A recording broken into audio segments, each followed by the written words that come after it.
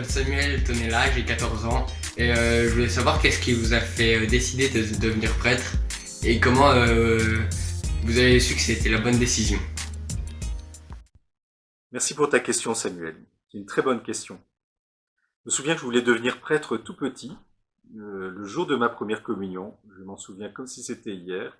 Je me souviens que je m'étais dit plus tard, alors dans mon langage d'enfant de l'époque, je disais je ferai comme monsieur le curé. Et puis c'est un désir qui a toujours grandi avec des hauts et des bas. Et ce qui était très important pour moi dans mon cheminement, c'est que quand j'étais ado, j'ai fait une retraite dans un foyer de charité.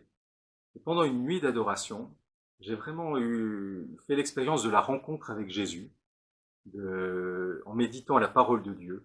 Pour moi, il y a un verset d'évangile qui est très important, c'est dans l'évangile de Marc.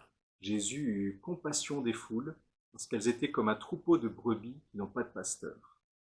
Alors ça me parlait beaucoup parce que j'avais l'impression de comprendre ce que Jésus voulait dire quand il y a une foule qui n'a pas de pasteur, qui n'a plus de prêtre, on manque de prêtres.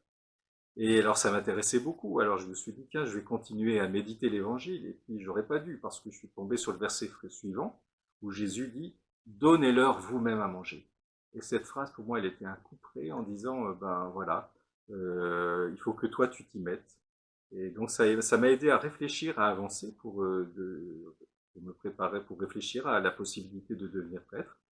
Et comment j'ai su que c'était mon bon chemin? D'abord parce que j'en ai parlé. J'en ai parlé à un prêtre, à une religieuse qui m'ont beaucoup aidé quand j'étais plus jeune.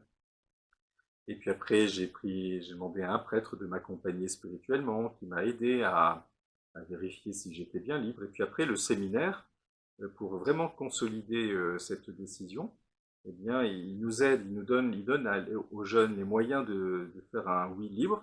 Et puis, il y a aussi la parole de l'Église qui dit, bah, tu vois, nous, on pense que c'est une bonne chose pour toi, qu'effectivement, on reconnaît la grâce de l'Esprit Saint, ou peut-être qu'au contraire, Dieu t'appelle à autre chose.